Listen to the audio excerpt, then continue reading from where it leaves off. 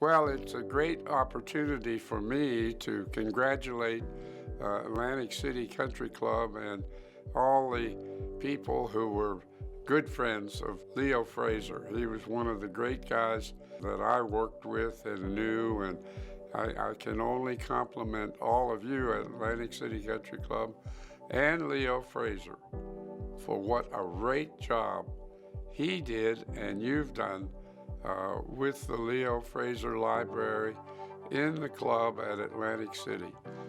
Congratulations and keep up the good work. Leo Fraser grew up on golf here in South Jersey. As a boy, he was a caddy and assistant around the pro shop at Seaview Country Club in nearby Absecon, where his father was the head golf professional. My dad's dad was pro there, so my dad also started working when he was very young, cleaning clubs, making clubs. Leo turned professional at 16 and hit the road, playing in tournaments, teaching, and making clubs at courses from Detroit to Boca Raton and Atlantic City to California. He won the Michigan Open twice. He qualified for numerous PGA championships. He barnstormed with Walter Hagen.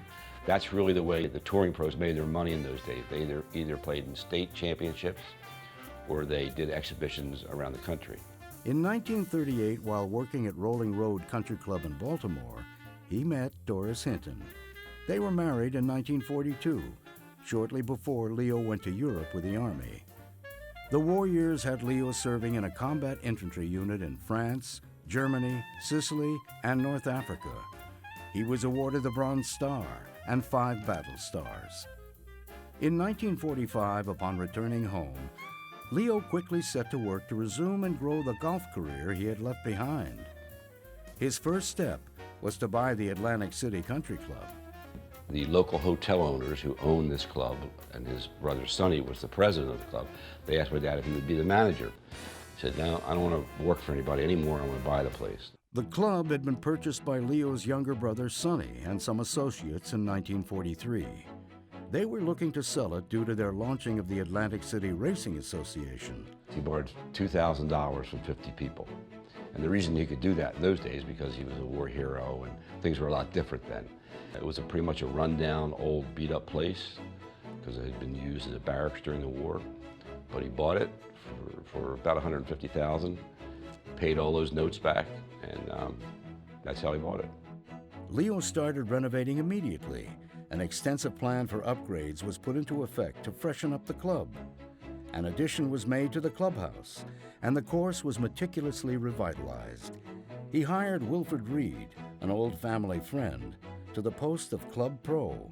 He made the Atlantic City Country Club a national presence for competitive women's golf by hosting the 1948 U.S. Women's Open. He was always a big proponent of women's golf. And of course, they had Babe Saharias in the day, one of the greatest women athletes who ever lived. And as long as she was going to be there, and the great Patty Berg, he knew he could do pretty well. They got so much publicity that it made the United States Golf Association realize that they needed to have a true national championship for women. And now, of course, the rest is history. His dedication to women's golf remained steadfast, hosting the 1965 and 1975 U.S. Women's Opens as well. Leo Fraser loved women's golf, and he was just a jolly person. He was that person that made eye contact with you and smiled at you and made you feel welcome to be there at Atlantic City Country Club, and he was proud of his club. Leo took pride in his club and pride in his people. He was instrumental in elevating the role of golf professional from one of a glorified caddy to one of an ambassador and executive for the club. He established several charity tournaments and organized a scholarship trust to help deserving caddies in their quest for higher education. While striving to make Atlantic City Country Club the best it could be, Leo was rising in the ranks of the PGA. By 1960, he was a national administrator and on his way to the British Open with Arnold Palmer as an ambassador for the PGA. And by 1968, he was the president of the PGA and in a position to save it from imploding. We felt like the PGA was controlling too much of our rights, and so it was time for us to start a tournament players division, and that's what we did.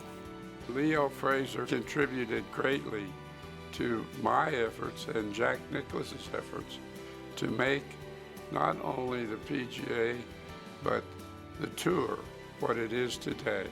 And Leo made that contribution through his own efforts and his efforts as president of the PGA. They all credited my dad with keeping the club professional and the professional touring pro together. And I think the reason for that was he had been a good player. He'd been what they had of a tour back in the 30s, and he understood both sides. In a marathon session of negotiation with Leo leading the charge, a deal was struck. I think they pretty much solved this thing in a hotel in the Miami airport. Papers were signed, and the PGA was reborn as a united force for all those involved in the business of golf. Leo continued to move forward and innovate.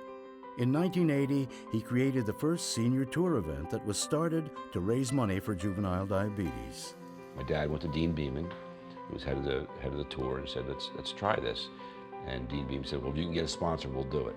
The Atlantic City Country Club, and started the PGA Senior Championship on behalf of Leo Fraser and Atlantic City Country Club.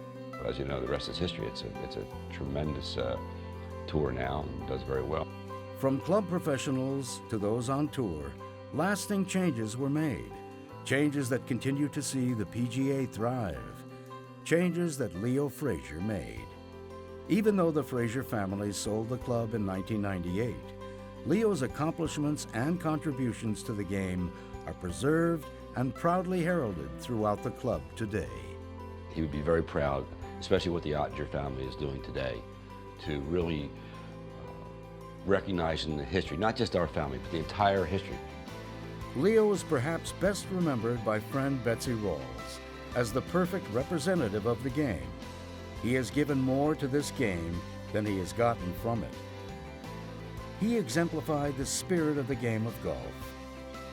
Golf luminary and Atlantic City Country Club's own Leo Fraser.